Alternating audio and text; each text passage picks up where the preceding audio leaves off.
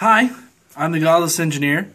Tonight I ran across an article where a researcher went through about 126 historical texts that happened either right around the time Jesus was alive or right after he died.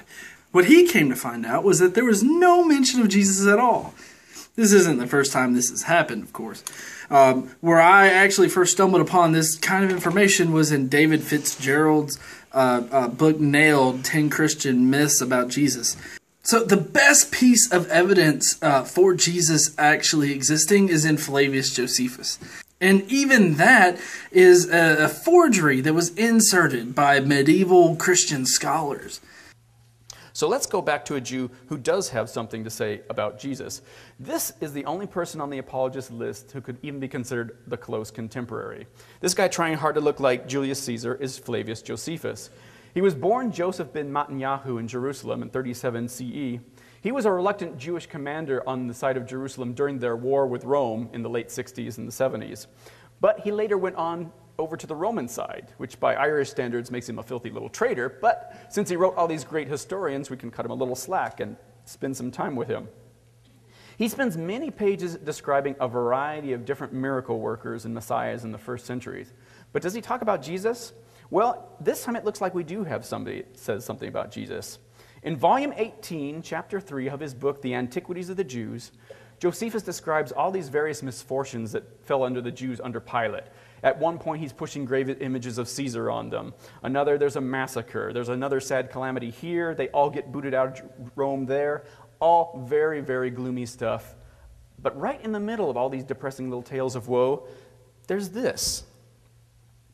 Now there was about this time Jesus, a wise man, if it be lawful to call him a man, for he was a doer of wonderful works, a teacher of such men as received the truth with pleasure. He drew over to him both many of the Jews and many of the Gentiles. He was the Christ.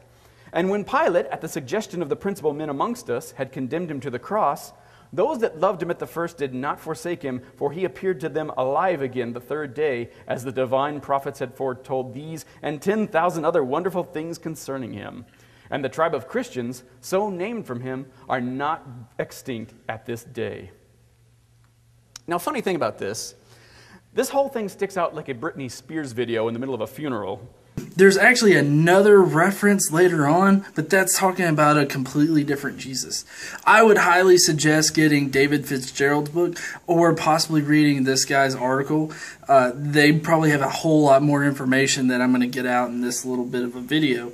I know that there's a lot of you out there that do believe in a historical Jesus, even though that you're atheists.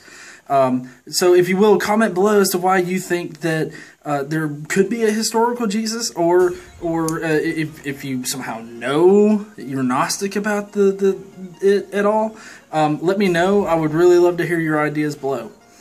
And always, think skeptically and stay godless.